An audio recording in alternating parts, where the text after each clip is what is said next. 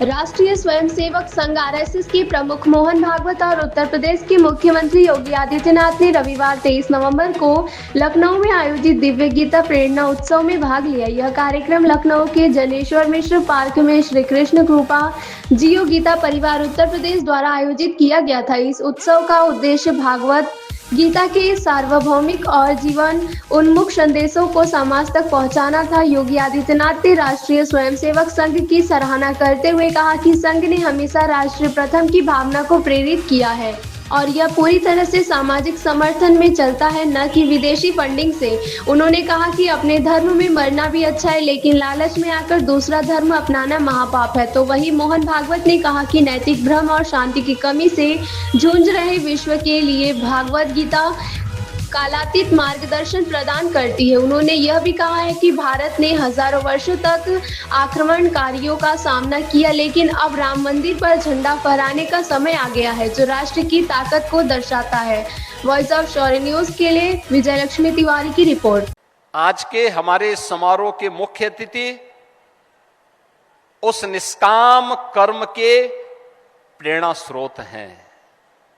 राष्ट्रीय स्वयंसेवक संघ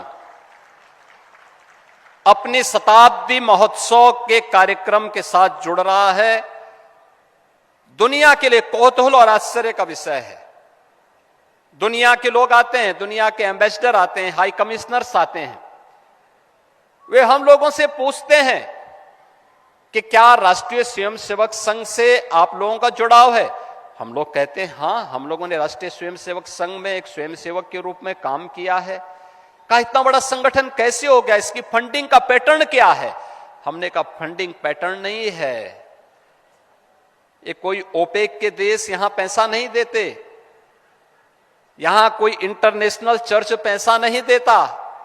यहां समाज के सहयोग से संगठन खड़ा हो रहा है और समाज के संगठन के लिए ही, समाज के लिए ही अपने आप को समर्पित भाव के साथ कार्य करता है और हर एक क्षेत्र में काम कर रहा है। कोई भी पीड़ित आएगा, उसकी सेवा अपना कर्तव्य मान करके एक एक स्वयंसेवक करता है, बिना ये परवाह के बगैर ये कौन जाति का है, किस मत का है, किस मजहब का है, किस क्षेत्र का है, किस भाषा भाषी का है,